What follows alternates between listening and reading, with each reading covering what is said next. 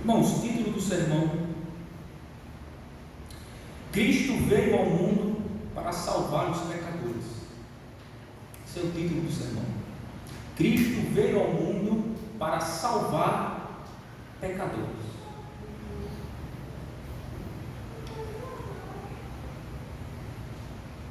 O homem, ele era muito imoral, profano, prostituto, criminoso, blasfemo, perseguidor, alguém absolutamente insolente. Da sua boca saíam palavras torpes, em suas ações demonstrava-se maldade, arrogância, soberba, orgulho, prepotência. Mas um certo dia, estando ele e sendo ele quem ele era, um grande pecador, alguém ousa abrir as escrituras e de forma simples pregar a Cristo. A partir daquele momento, aquele homem se arrepende e crê, é salvo e tem a sua vida completamente mudada e transformada pelo poder de Deus em sua vida. A partir da manifestação da graça de Deus por intermédio de Jesus Cristo, oferecido e aplicado àquele grande pecador que ele era outrora. E isso, irmão, quando acontece na vida de um homem como nós, pecadores como nós, muito provavelmente todos vocês já ouviram a seguinte frase: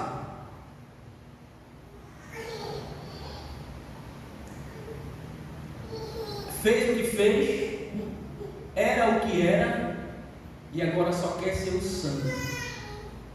Vocês já ouviram isso? Eu já, várias vezes. Pessoas que outrora eram absolutamente profanos e imorais, agora é alcançado pela graça, pela misericórdia, pela bondade de Deus manifestado por meio de seu Filho Jesus Cristo, tem a sua vida transformada e mudada, e pessoas olham para ele e dizem: agora só quer ser o santo. Ora, porventura não é esse o exato propósito para o qual Cristo veio ao mundo? Salvar pecadores. Irmãos, esse é exatamente o que esse texto nos ensina a respeito de Paulo.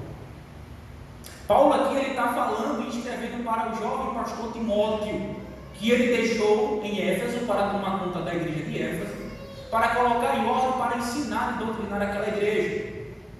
O contexto, principalmente no primeiro capítulo, nós iremos ver, se fizermos a leitura do começo até o fim, que havia alguns ditos doutores da lei que estavam ensinando genealogias intermináveis, fábulas judaicas, estavam pervertendo a fé de alguns, e esses membros estavam naufragando na fé. E por serem judaizantes, pessoas que eram do judaísmo e que tinham supostamente se convertido ao cristianismo, à fé em Cristo, eles estavam ensinando e pregando a justificação pelas obras, de que o homem, para ser salvo, tem que guardar a lei de Deus. Então, Paulo escreve a carta de Timóteo exatamente com o propósito de fortalecê-lo e encorajá-lo, pelo fato de muito provavelmente Timóteo ser um pastor de perfil tímido, acuado. Então Paulo escreve para ensiná-lo e exortá-lo e animá-lo o modo pelo qual ele deveria se comportar e organizar a igreja dos Efésios. Então, irmãos, tendo dito isso, introduzido essa mensagem, o assunto e a doutrina principal desse texto é exatamente mostrar o propósito para o qual Cristo veio ao mundo. E Paulo vai demonstrar isso muito claramente, dando testemunho de si mesmo. Então eu quero ir agora para o primeiro ponto do nosso sermão, mostrando no versículo 12 e 13 o homem sem Cristo. Esse é o primeiro ponto, o homem sem Cristo. Vamos ler versículo 12 e 13. Paulo diz: sou grato para com aquele que me fortaleceu, Cristo Jesus, nosso Senhor, que me considerou fiel designando-me para o ministério, a mim que noutro tempo, olha agora, vai começar a mostrar quem ele era em outro tempo. Eu, que era noutro tempo blasfemo e perseguidor e insolente, mas obtive misericórdia, pois eu fui na ignorância, na incredulidade. Irmãos, nesses versos o apóstolo Paulo expressa sua gratidão a Cristo por tê-lo designado, estabelecido para o ministério, conforme ele expressa no versículo 12. Agora, no versículo 13, ele passa a descrever a Timóteo que nem sempre ele foi um ministro de Cristo, mas que na verdade ele era um grande pecador que foi alvo da misericórdia e da graça de Cristo. Ele começa dizendo que noutro tempo, isto é, antes de Cristo ter salvado, ele era o quê? Blasfemo. A palavra blasfemo aí significa aquele que é defamador, aquele que fala mal, aquele que profere injúrias para com o seu próximo. E Paulo disse que ele era blasfemo. E ele blasfemava contra quem? Contra Cristo e os seus seguidores. Mas ele não era somente blasfemo, ele era perseguidor dos cristãos, como ele dá continuidade ao texto. Ele era blasfemo e perseguidor de quem? Dos cristãos, conforme ele afirma em Filipenses capítulo 3, versículo 6. Olha o que ele diz: quanto ao zelo, perseguidor da igreja. Isso era o que ele era outrora, noutro tempo: blasfemo, perseguidor da igreja, conforme ele diz em Filipenses 3, 6. Mas não somente isso, aos Gálatas, no capítulo 1, versículo 13, ele diz: porque ouviste qual foi o meu proceder outrora no judaísmo, como sobremaneira perseguia eu a igreja de Deus e a devastava. Então Paulo era um perseguidor da igreja de Cristo e ele destruía ela. Em Atos capítulo 8, versículo 1 e 3, nos mostra que ele consentiu na morte de Estevão e que ele assolava a igreja, entrando pelas casas e arrastando homens e mulheres, encerrava-os no cárcere. Então era quem Paulo era, noutrora, antes de Cristo salvá-lo. Blasfemo, difamava a Cristo e seus seguidores, aquilo que ele chamava de seita, e era perseguidor de Cristo, perseguidor dos seus discípulos. Ainda em Atos, capítulo 9, versículo 1 e 2, diz que tamanha era a sede dele para acabar com os cristãos, que ele pede carta ao sumo sacerdote para ir à cidade de Damasco. Com que objetivo? Com o propósito de encontrar alguns cristãos para levá-los presos a Jerusalém. Então veja quem era Paulo. Timóteo, eu nem sempre fui um ministro de Cristo.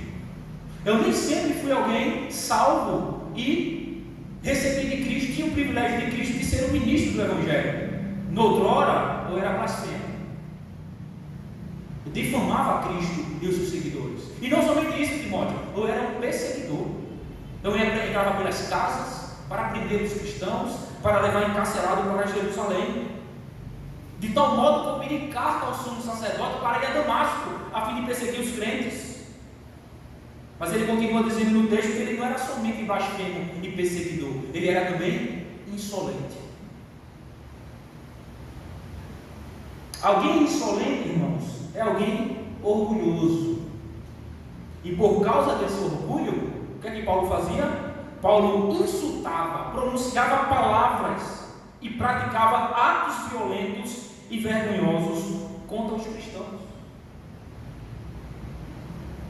Ele consentiu na morte de Estevão, ou seja, nas mãos de Paulo havia sangue inocente. Enquanto as pessoas apedrejavam Estevão, ele segurava as roupas daquele que apedrejava, aprovando aquilo. E não somente isso, depois que desencadeou após a morte de Estevão uma grande perseguição contra o povo de Deus, Paulo era um dos que encabeçava essa missão de calar aquilo que ele chamava de seita. A seita dos nazarenos, os cristãos. aqueles que seguem aquele crucificado, que dizem que ressuscitou. Então ele pega o carro e persegue ferrenhamente o povo de Deus. E não somente isso, ele era insolente, ele praticava atos graves contra os cristãos. Muito provavelmente, quando Paulo os alcançava, chicoteava, batia e muito provavelmente acabava assassinando até alguns. E tudo isso porque, na verdade, o próprio Paulo diz no texto, apesar de eu ser um homem extremamente estudado e religioso, o que é que ele diz? Eu era um ignorante e um incrédulo. Por essa razão, Paulo se intitula de o principal dos pecadores. Então, irmãos, olha quem Paulo era antes de ser alcançado pela graça e a misericórdia de Deus em Cristo. Um grande pecador. Por isso que no versículos 15 ele se intitula o principal dos pecadores. Ora, irmãos, Paulo, ao descrever a sua situação antes de Cristo estender a sua graça salvadora, ele também está descrevendo o presente e lamentável condição do homem sem Cristo. Quando Paulo testemunha de si mesmo quem ele era antes de Cristo salvá-lo, consequentemente também ele está afirmando, mostrando, descrevendo a presente e lamentável condição do homem sem Cristo. Irmãos, a Bíblia descreve a condição do homem natural, isto é, do homem sem Cristo, e é absolutamente algo assustador quando nós entendemos do que a Bíblia fala de um homem sem Cristo. Vou só mostrar a vocês rapidamente. As Escrituras diz que o desígnio, intenções do coração do homem é só maldade, que o coração do homem é enganoso e desesperadamente corrupto, que a justiça do homem é como algo imundo para Deus, que é do coração do homem que vem os maus desígnios, os homicídios, os adultérios, a prostituição, furtos, falso testemunho, mentiras e blasfêmias, como Jesus vai dizer em Mateus 15:19. E ainda ela diz que não há justo, não há um homem sequer justo, não há ninguém que entenda as coisas de Deus e não há ninguém que busque a Deus, que todos os homens se fizeram inúteis, que nenhum deles faz o bem, não há nenhum sequer, irmãos. A garganta dos homens é como um sepulcro aberto, com as suas palavras destilam veneno mortal. Os homens são rápidos para derramar sangue e nos seus caminhos só há destruição e miséria. Os homens desconhecem o caminho da paz, pois eles não temem a Deus, como diz Romanos 3:18. Ainda as Escrituras dizem, irmãos, a respeito do homem, que ele é escravo do pecado, do mundo e do diabo, que ele não consegue entender as coisas de Deus porque ele está morto espiritualmente, porque o diabo lhe cegou o entendimento. Seu coração é como pedra e o seu entendimento é obscurecido por viverem separados de uma vida de Deus. O homem é por natureza inimigo de Deus e por isso não se sujeita à sua vontade.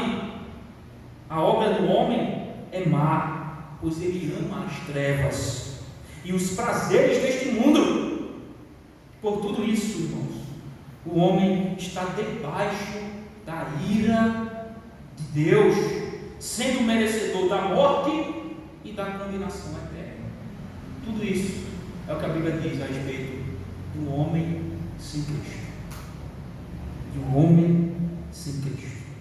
Irmãos, essa era a condição de Paulo antes de Cristo salvá-lo. E esta é a condição de muitos aqui presentes. Se você não está em Cristo, essa é a sua condição. Esta é a sua condição. Agora, qual era era o propósito de Paulo descrever a sua condição antes de Cristo salvá-lo? O texto vai dizer muito claramente que é para colocar em destaque a graça e a misericórdia de Cristo e assim mostrar exatamente o propósito para o qual Cristo veio ao mundo: salvar pecadores. Então Paulo descreve a situação dele antes de Cristo salvá-lo com esse propósito: colocar em destaque a misericórdia e a graça de Deus oferecida e revelada na pessoa bendita de Cristo, e mostrar que o propósito exato de Cristo vir ao mundo foi exatamente esse: salvar pecadores como ele. Alguns judaizantes, como já falei, que se colocavam como doutores da lei, estavam causando problema na igreja por estarem ensinando enfaticamente sobre fábulas judaicas, genealogias intermináveis e salvação pela lei. Por essa razão é que Paulo fala do versículo 8 ao 11 do contexto do nosso texto, a fim de mostrar o seu real propósito, o propósito da lei, que é mostrar a real condição do homem, despertar a consciência dos pecadores e conduzi-los ao único que pode salvá-los: Jesus Cristo. É por isso que Paulo vai falar a respeito da lei do versículo 8 ao 11 do capítulo 1 de Timóteo. Depois do versículo 12 em diante é que ele vai dar um testemunho de si mesmo e destacar, deixar claro, evidente, o propósito de Cristo ter vindo ao mundo, que é salvar pecadores. Então no versículo 8 ao 11 do mesmo texto, Paulo vai mostrar exatamente o propósito da lei. Não foi dado para justos, a lei foi dada para injustos, porque justo não necessita de salvação, e a lei foi dada com o propósito de despertar no homem, revelar ao homem a necessidade de um Salvador, porque ele é um completo e grande pecador. Com isso, o exemplo que Paulo dá de si mesmo, ele confirma que a salvação é pela graça e mostra que foi exatamente para isso que Cristo veio ao mundo: salvar os pecadores.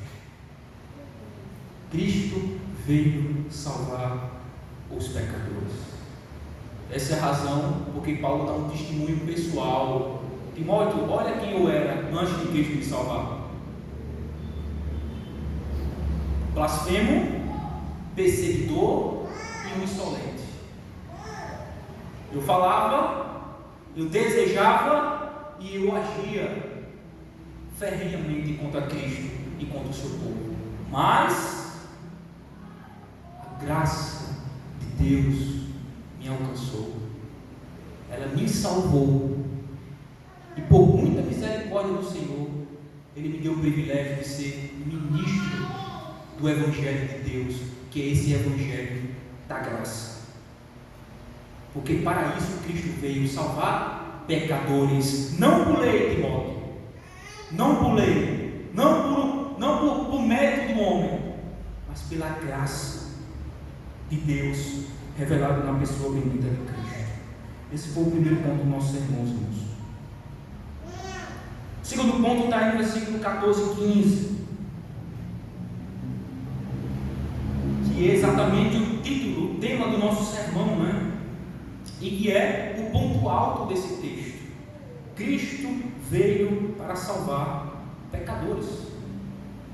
Versículo 14 e 15: transbordou, porém, a graça do nosso Senhor com fé e o amor que há em Cristo Jesus.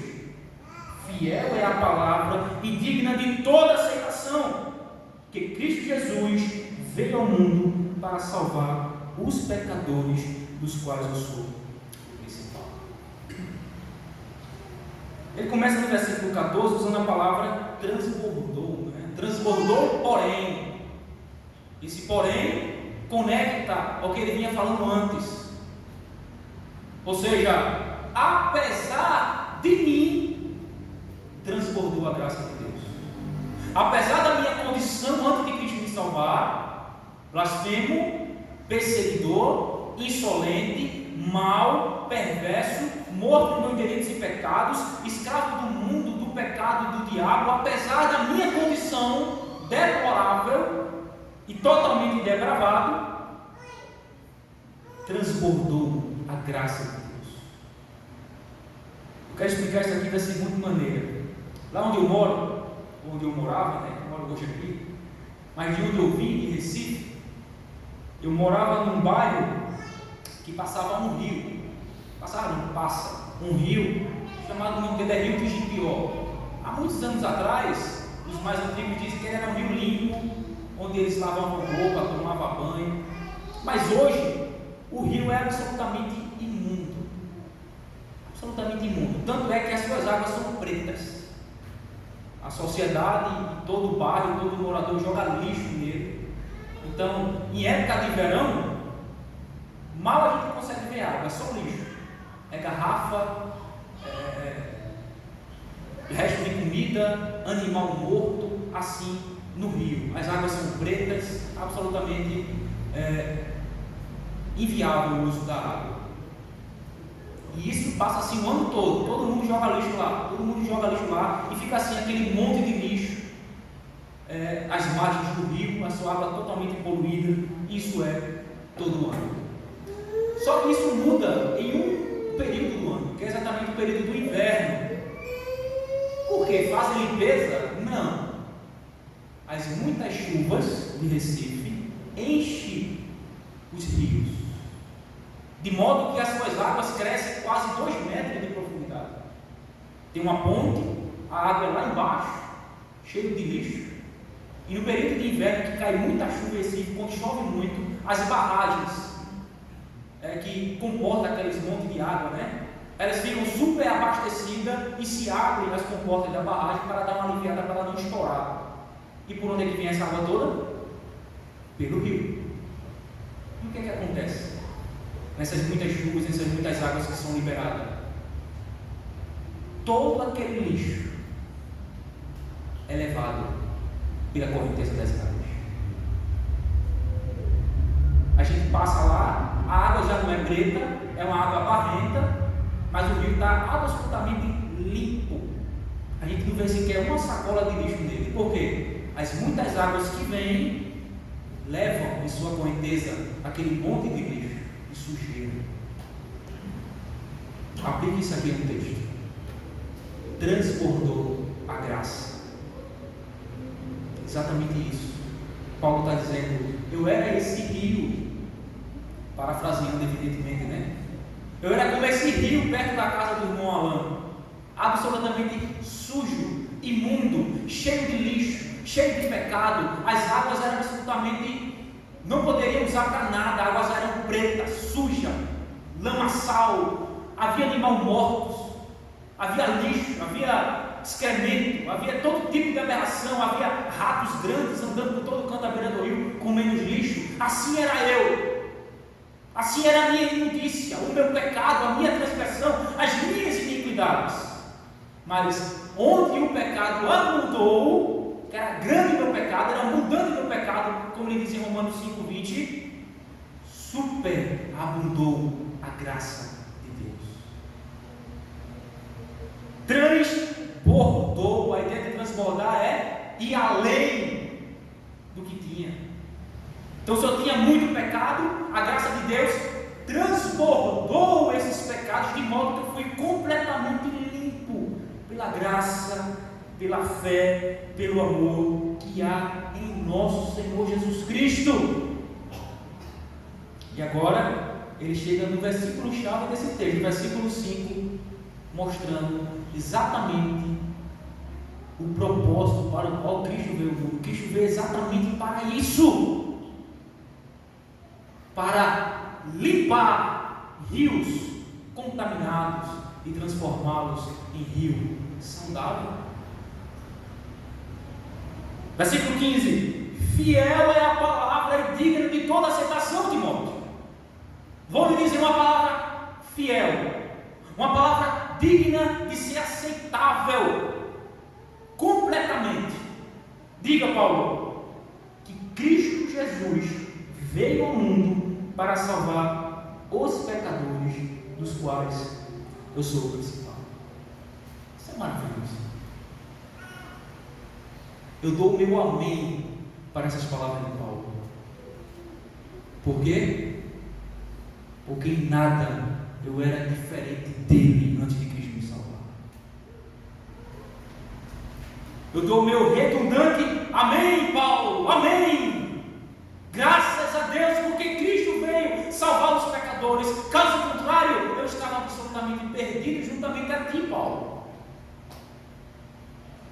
Porque se dependesse de nós, transgredimos toda a lei de Deus, quebramos todos os seus mandamentos, nos tornamos culpados, imundos, impuros, dignos de morte e condenação e do fogo mais ardente do inferno.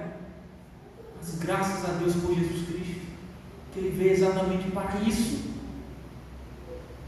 para salvar pecadores.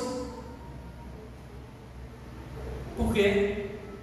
Porque não há justo.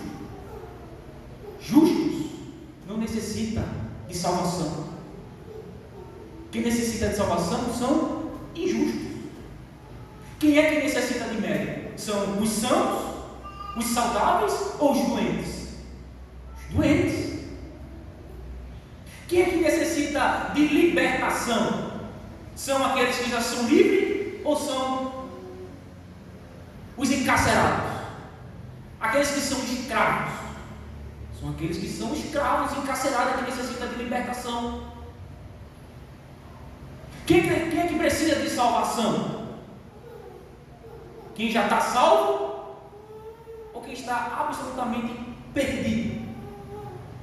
Quem está perdido. Quem é que precisa ser encontrado? Quem está no seu devido lar ou quem está perdido pelo mundo? Aquele que está perdido pelo mundo é que precisa ser encontrado. Para isso Cristo veio, salvar pecadores.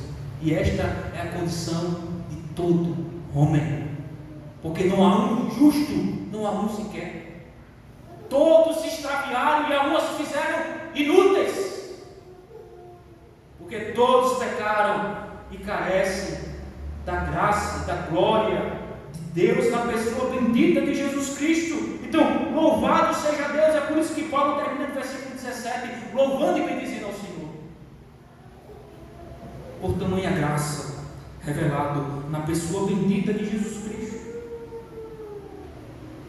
Como Jesus disse nos Evangelhos, quando ele foi indagado pelos fariseus e mestres religiosos da época: olha, por que o Senhor senta com pecadores?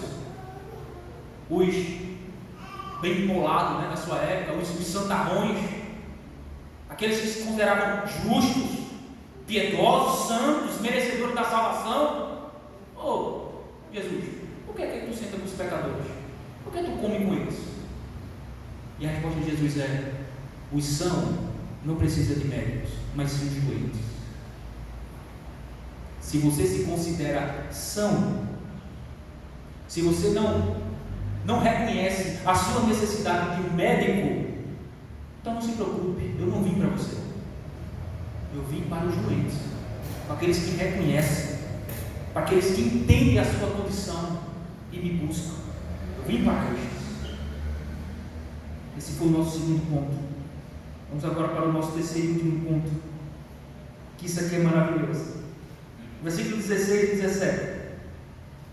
Esse terceiro ponto está embasado no versículo 16. Versículo 17 é a conclusão que Paulo termina louvando a Deus. Mas, por esta mesma razão, me foi concedida misericórdia, para que em mim, o principal, evidenciasse Jesus Cristo a sua completa longanimidade e servisse eu de modelo a quantos hão de crer nele para a vida eterna.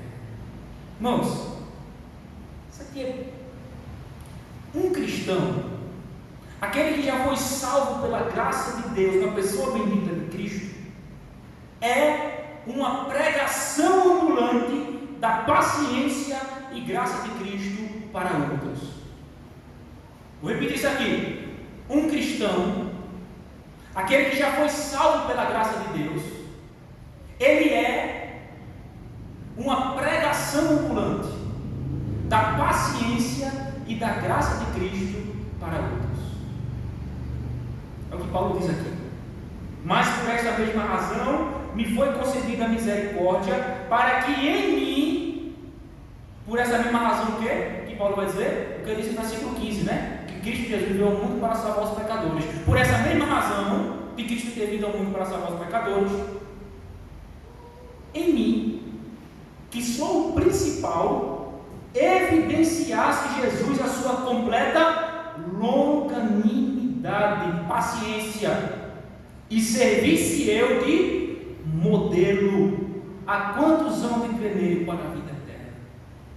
Cristão, você é uma pregação ambulante para os perdidos. Uma pregação ambulante para os perdidos. E você, sendo você quem você era, a semelhança de Paulo, a graça da salvação manifestou-se a você, lhe salvou, lhe mudou, lhe transformou, e agora Cristo lhe apresenta aos ímpios como sendo uma evidência, como sendo um modelo, um exemplo da bondade, da graça, da paciência e da misericórdia dele para com você. E assim, comunique esperança para aqueles que olham pessoas mais sendo salvas pela graça de Deus, na pessoa bendita de Cristo. Algumas semanas atrás, acho que alguns meses, estávamos nós no evangelismo. Eu, o Bom Caminho, só. O Douglas estava em Recife. E quando nós testemunhávamos do Evangelho para alguns jovens de uma praça, uma senhora chegou também com o seu filho. Eu pregava exatamente isso. Um homem pecador, por conta disso, ele é culpado, digno de morte e condenação. E que não há nada que ele possa fazer para mudar essa realidade se depender dele mesmo, a não ser que Cristo salve. Porque a salvação é pela graça mediante a fé. A senhora que tinha chegado com o menino começou a indagar. Você tem certeza disso? Você garante isso? Comecei falando, dando testemunho pessoal, assim como Paulo, dizendo: não, estou salvo. Eu em nada sou diferente de vocês, sou pecador, mas fui alcançado pela graça de Deus. Essa graça é oferecida a vocês nesta noite livremente. Somente se aproprie dela pela fé em Cristo. Você será salvo, de modo que não há mais nenhuma condenação para você. Ela dizia: você tem certeza disso? Você garante que daqui para amanhã você não está apostando? Eu digo: eu não garanto, mas Cristo garante na sua palavra, porque Ele disse que aquele que em vós começou a boa obra, Ele há de completá-la. E ela calava a boca. Daqui a pouco ela vinha com outra pergunta: quem garante? Eu dizia: eu não garanto, mas Deus garante, porque está revelado na sua palavra. Se depender de mim, eu caio hoje, mas Ele promete que aquele que em vós começou a boa obra, Ele há de concluí-la, porque o Filho dele, Jesus Cristo, veio ao mundo exatamente para isso, para resgatar pecadores da morte e da condenação, para a vida e salvação do mundo inteiro. E ela ficava calada. E quando ela não tinha mais pergunta, eu disse: senhora, eu não estou falando algo à senhora da minha cabeça, que eu aprendi no livro, mas isso que eu estou falando à senhora, eu experimentei. Isso é uma realidade na minha vida. Eu provei que o Senhor é bom. Eu fui alvo da graça e da misericórdia dele, e posso lhe atestar que isso é real. A salvação é real. Cristo é real, porque Ele salvou e mudou na minha vida, e isso está sendo oferecido a você nessa noite. Eu não estou falando algo da minha cabeça, estou falando algo real. Eu provei, eu experimentei, eu fui transformado e mudado. E ela fez: você já foi no inferno? Eu digo: não, mas eu vivi algo muito parecido, porque tudo que vocês podem imaginar eu provei nesse mundo. E aí levantei a manga da camisa e mostrei: tem uma tatuagem. Foi aqui, prova. São evidências que tudo que o mundo tinha para oferecer eu provei já. O que você imaginar eu já fiz, eu já provei. Mas Cristo, Ele é tão real que Ele mudou a minha vida completamente. Ele me salvou e me transformou, e isso é oferecido a vocês gratuitamente também nesta noite. E aí ela ouviu mais uma argumentação, se calou, e a gente terminou a nossa pregação e viemos embora. O que é que estava acontecendo naquela noite de evangelismo? O que Paulo diz no versículo 16: Eu estava sendo ali um exemplo, tanto eu como o Carlinhos, né? Eu e Carlos estava sendo um exemplo vivo, um modelo de quê? Da misericórdia e da graça de Deus, transmitindo esperança de salvação para aqueles que me ouviam e me viam,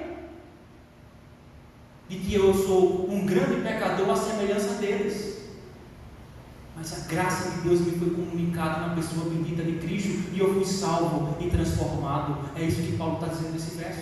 Paulo está dizendo: eu sou exatamente esse, eu que sou o principal. Cristo está evidenciando a sua paciência, a sua graça, a sua misericórdia, a fim de que outro seja beneficiado por isso. E veja que ele é paciente, que ele é longânimo, e que a graça dele está sendo oferecida a todos quantos chegam-se a ele pela fé no seu nome. E aí ele conclui no versículo 17. Só podia terminar dessa forma, né? Ele descreve o que é a salvação em Cristo pela graça, mostrando que não é pela lei. E só poderia terminar dessa forma, versículo 16, versículo 17. Assim, ou seja, à luz de toda essa verdade, ao Rei eterno, imortal, invisível, Deus único, honra e glória pelos séculos dos séculos. Amém. Honra e glória pelos séculos dos séculos, porque a salvação pertence ao Senhor. Quero concluir aplicando a vocês essa palavra.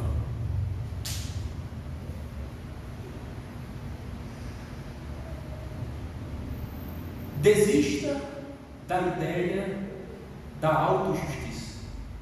Desista.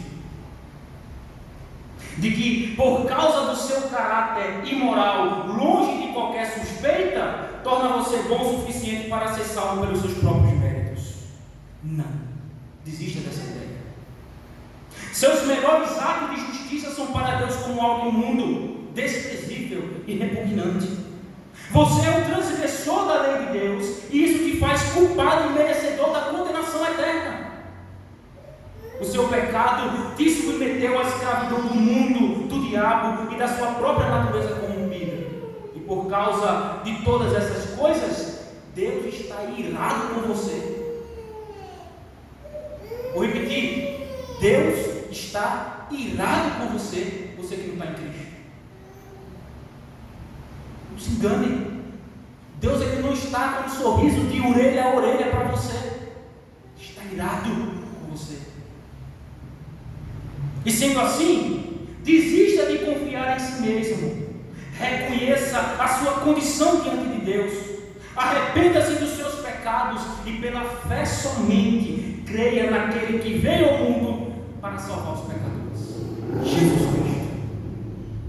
Creia em Jesus Cristo. Desista da sua autojustiça, da confiança que você tem em si mesmo, em achar que você é bom o suficiente para ser salvo pelos seus próprios méritos. Desista. Me dirijo agora a estes que não se confiam na sua autojustiça, que se reconhecem um pecador, mas que até agora não tomou uma decisão em relação a Cristo. Você conhece alguém que foi salvo e completamente transformado pela graça de Cristo? Pense agora. Você conhece alguém? Se você não conhecer ninguém que foi salvo e transformado pela graça de Cristo, então olhe para o apóstolo Paulo, do testemunho dele. Alguém que, por suas palavras, suas intenções, propósitos e até mesmo as suas ações, denunciava a todos a sua grande perversidade. Você conhece alguém assim? Porventura, não é esse um modelo, um exemplo da grande misericórdia, graça e paciência de Cristo? Não é esse uma pregação ambulante por meio de quem Cristo clama a você: se alguém tem sede, venha a mim e beba de graça da água da vida. É uma pregação. Mas aí você diz: eu sou muito pior, pastor. Tenho praticado e a culpa tem sido um fardo pesadíssimo sobre os meus ombros. Então, olhe para o homem que foi salvo e transformado pela graça de Cristo e escute novamente Cristo clamar: vinde a mim, todos vós que estáis cansados e sobrecarregados, e eu vos aliviarei. Tomai sobre vós o meu jugo e aprendei de mim, porque sou manso e humilde de coração, e acharei descanso para a vossa pobre alma, porque o meu jugo é suave e o meu fardo é leve. Venha, pecador, a Cristo esta noite. Essa graça está sendo oferecida a você também, nesse exato momento. Não amanhã, mas agora essa graça está sendo oferecida a você. Se lance agora mesmo sobre aquele que veio para salvar exatamente alguém como você, um pecador. Porque para isso ele veio ao mundo salvar os pecadores. Não há pecado tão pequeno que você não mereça ser condenado. Mas também não há pecado tão grande que a graça de Deus, oferecido e revelado em Jesus Cristo, não possa lhe perdoar. Venha nesta noite. Eu imploro a você, venha nesta noite, porque essa é a sua situação sem Cristo. Você está fadado à morte e à condenação. Então, o que é que você espera? Essa graça está sendo oferecida a você também nesta noite, gratuitamente. Não é suas obras, não é os seus méritos, não é o que você faz ou deixa de fazer, ou pode fazer. Tão somente se aproprie dessa salvação pela graça, pela fé somente. Creia em Jesus Cristo, porque Ele veio exatamente salvar pecadores. Amém.